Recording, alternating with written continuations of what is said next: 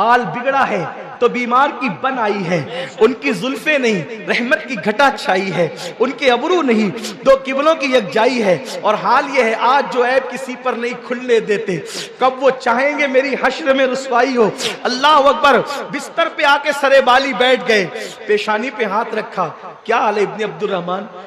بندہ پرور غریب نواز آقا، میرے گناہ کی خبر تو آپ کو نہیں ہوئی؟ سرکار نے ان کا سر اٹھایا اور سر اٹھا کر اپنی گود میں رکھا۔ ہائے ہائے کیا نصیبیں ہیں میرے نبی کے یاروں کے، اگر نالین مل جائے آقا کی سر پہ رکھ کر ہم فخر کریں کہ ہاں تاجدار ہم بھی ہیں، لیکن وہاں حضور نے ان کا سر اٹھا کر اپنی گود میں رکھا۔ لیکن ہائے رے عشق رسول، واہ رے عشق رسول، واہ رے غیرت عشق رسول، ابن عبد الرحمن نے نبی کی گود سے اپنا سر دھیرے دھیرے کھسکا کر زمین پہ گرا لیا۔ جب زمین پہ گرایا تو آقا نے پوچھا ابن عبد الرحمن تو نے اپنا سر زمین پہ میری گود سے کیوں گرایا؟ تو رو کے کہتے آقا آپ کی گود بہت مقدس ہے، آپ کی گود بہت مقدس ہے، اور میرے سر میں جو آنکھیں یہ پاپی آنکھیں آپ کی گود میں رہنے کی حیثیت نہیں رکھتی۔ محب اور محبوب کے درمیان یہی باتیں ہو رہی تھی کہ بلبل سدرہ زمین پہ آئے، عرض کی یا رسول اللہ، اللہ آپ کو سلام کہتا ہے، اور اللہ پاک ارشاد فرماتا ہے کہ ابن عبد الرحمن نے آپ کے دل کا خیال کرتے ہوئے ایک ناکردہ جرم کی وجہ سے اتنے روئے اتنا آنسو بہایا۔ واللہ اگر وہ صحیح معنی میں گنہگار بھی ہوتے، گنہگار تو ہے نہیں لیکن اگر صحیح معنی میں ہوتے بھی، اللہ یہاں تک فرما رہا ہے کہ ابن عبد الرحمن نے آپ کے دل کا خیال کرتے ہوئے اتنے آنسو بہائے کہ اگر قیامت کے دن وہ پوری دنیا کے انسانوں کے برابر بھی جرم لائے گا تو اللہ اس کو بخش دے گا۔ جس کو آپ کے دل کا خیال ہو، قدرت کو اس کا خیال نہ ہو، آپ کے لیے وہ اتنا رو چکے کہ اگر وہ سارے انسانوں کے برابر بھی گناہ اور پاپ لائے تو بھی اللہ بخش دے گا۔ میرے آقا نے فرمایا صحابہ سے، اے ابن عبد الرحمن دیکھو تمہارے لیے کیا بشارت آئی آسمان سے۔ طاقت نہیں تھی، پوری طاقت اکٹھا کی اور اٹھ کر کے بیٹھ گئے، اور بیٹھ کے کہا میرے اللہ نے کیا کہا؟ اللہ کا فرماتے ہیں ابن عبد الرحمن، اللہ فرماتا ہے کہ تو نے میرے محبوب کے دل کا خیال کر کے اتنے آنسو بہا لیے، اگر تو ساری دنیا کے برابر بھی جرم لاتا تو اللہ تجھے بخش دیتا۔ اتنا سننا تھا، چیخ ماری میں نے کیا کیا اور میرے یار نے کیا کیا، چیخ مار کے زمین پہ گر پڑے۔ صحابہ نے اٹھانے کی کوشش کی۔ یہ عشق والوں کا حال ہے، آج سب کا خیال، نبی کے دل کا کوئی خیال۔ شادیوں میں ڈی جے ہم بجائے، اللہ اوپر جائز ہم مانگے، اللہ اوپر جہالت کی لعنت میں ہم پھرتے رہے۔ کہاں ہو مسلمانوں؟ ابن عبد الرحمن زمین پہ گر پڑے، صحابہ نے اٹھانا چاہا، آقا روتے ہوئے فرماتے ہیں رہنے دو، ایک ناکردہ جرم کے احساس نے اس کی جان لے لی ہے، اب وفا کا صلہ کیا ملتا ہے؟ آقا فرماتے ہیں اس کو غسل دو، کفن پہناؤ، اور جنازہ تیار ہو تو مجھے خبر کرنا، ہم خود اس کے جنازے میں آئیں گے۔ لوگ کہتے ہیں عاشقوں کی قبر میں آتے ہیں، ارے سچا عاشق تو بن، حضور کے دل کا خیال تو کر، پھر وہ جنازے میں بھی آ سکتے ہیں۔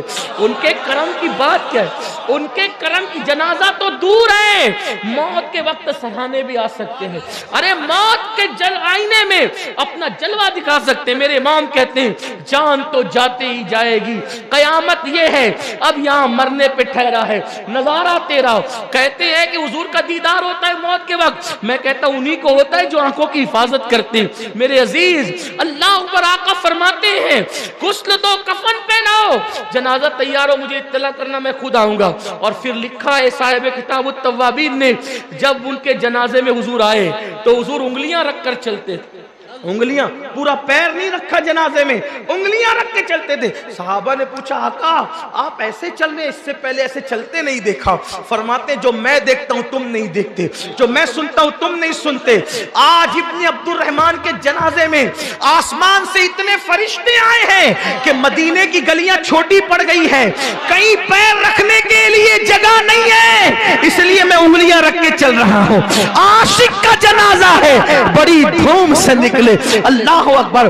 یہ ہے عاشقوں کی شان. لیکن ہم نے عشق کی باتیں کی, ہم نے عشق کیا نہیں. اس کی سب سے بڑی وجہ ہمارے پاس سب ہے, علم نہیں ہے. علم کے بغیر عشق کیسے ہوگا؟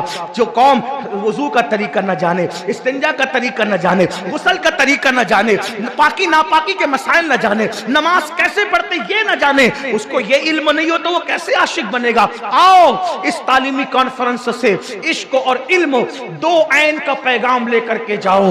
عشق کے ساتھ جب علم آتا ہے تو پھر دنیا اتنی بلندی پر, انسان اتنی بلندی پہ جاتا ہے جہاں پر کسی کا تصور نہیں جاتا. آج سنیوں کو دو عین پہ کام کرنے کی ضرورت ہے, عشق اور علم. آؤ اپنے بچوں کو عالم بھی بناؤ, عاشق بھی بناؤ. آپ کہیں گے کیا فرق ہے؟ دیکھو, صرف عالم بنے گا عاشق نہیں بنے گا تو نبی کے علم کو گدی اور بیل سے تشبیہ دے گا. اور اگر عالم کے ساتھ عاشق بھی بنے گا تو کہے گا کہ تیرے توسف عیب تناہی سے ہے بری, حیران ہوں میری شاہ میں کیا کیا کہوں. یہ فرق ہے. اگر میرا حافظ بنا, عاشق نہیں بنا, تو حافظ ہو کر کے آیتیں ڈھونڈے گا کہ کس میں علم غیب کی نفی کس میں ہے, یہ آیتیں ڈھونڈے گا. اور اگر حافظ کے ساتھ عاشق بھی بنا تو کہے گا کہ پورا قرآن نبی کی نعت نظر آتا ہے. اللہ اکبر. اس لیے عین عشق کا عین, علم کا عین, اس پہ محنت کرو. لیکن یاد رکھو, اپنے بچوں کو دنیاوی تعلیم بھی دو, ان کو انجینئر بناؤ, ٹیچر بناؤ, ڈاکٹر بناؤ. اللہ اکبر. اور ان کو آئی ایس بناؤ, آئی پی ایس بناؤ. یہ مت کہو ہمارے پاس پیسے نہیں ہے. جھوٹ مت بولو. اگر تمہارے پاس پیسے نہیں ہیں تو اتنے بڑے بڑے جلسے کیسے ہوتے ہیں؟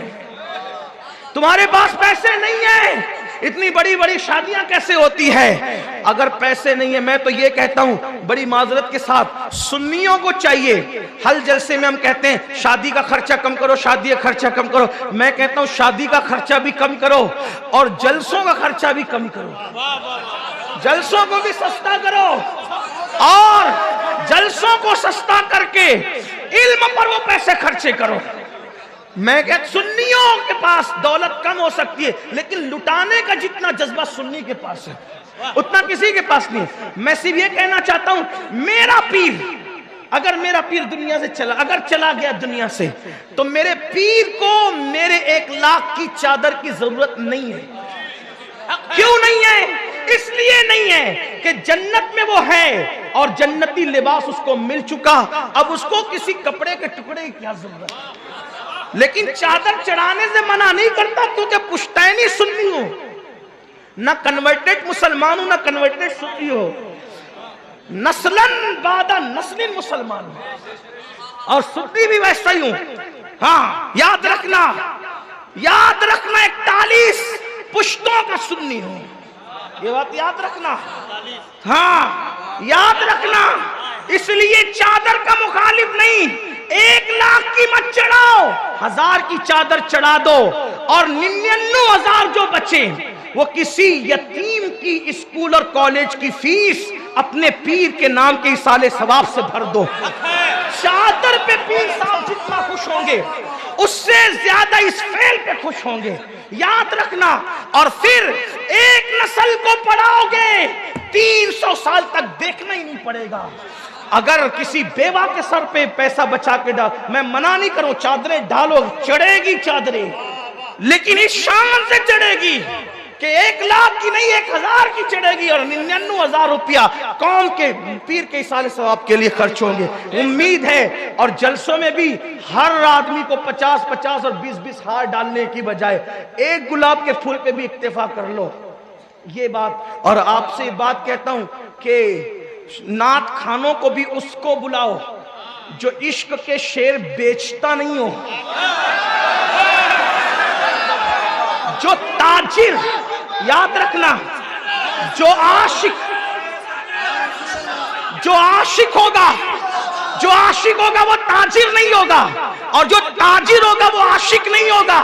اس لیے کہ عشق میں جو چیز دی جاتی ہے اس کا صلہ نہیں مانگا جاتا بلکہ ہاتھ ہاتھ جوڑ کے کہتے ہیں یار سے بتا کہ تو راضی ہے کہ نہیں ہے.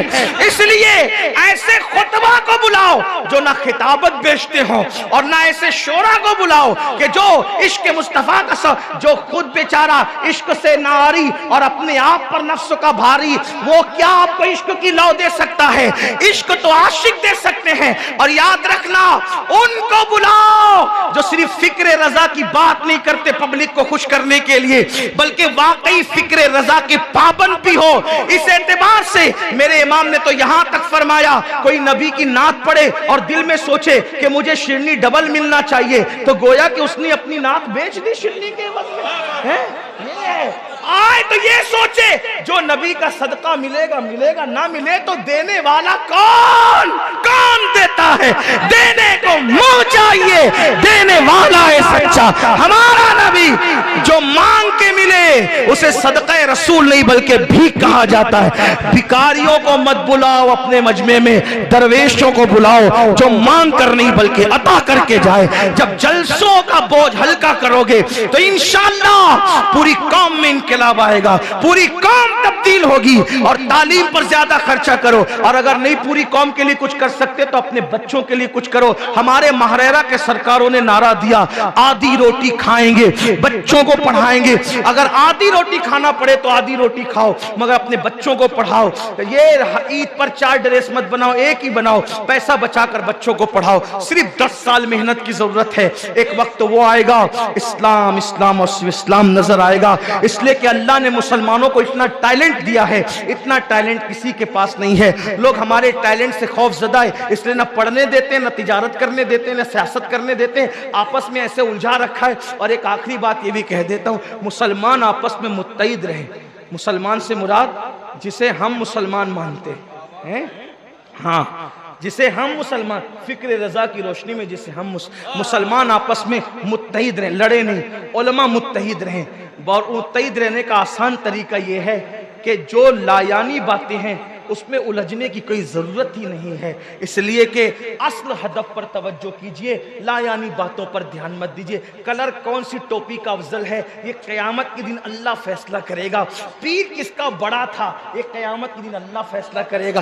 جو فیصلے اللہ نے کرنے ہیں ان فیصلوں کو ہم کو کرنے کی ضرورت نہیں ہے. ہم تو یہ سوچے نبی کا جو غلام ہے ہمارا وہ امام ہے. اللہ ہم سب کو عمل کی توفیق دے. گفتگو کے درمیان کوئی غلطی ہو اللہ معاف فرمائے. استغفر اللہ ربی من کل ذنب واتوب الیہ. ابھی جلسہ ختم نہیں ہوا، ابھی دستار بھی ہوگی. اور علامہ اتنے اچھے خطیب ہیں کہ آپ حضرات جو ہے وہ مست ہو جائیں گے انشاءاللہ.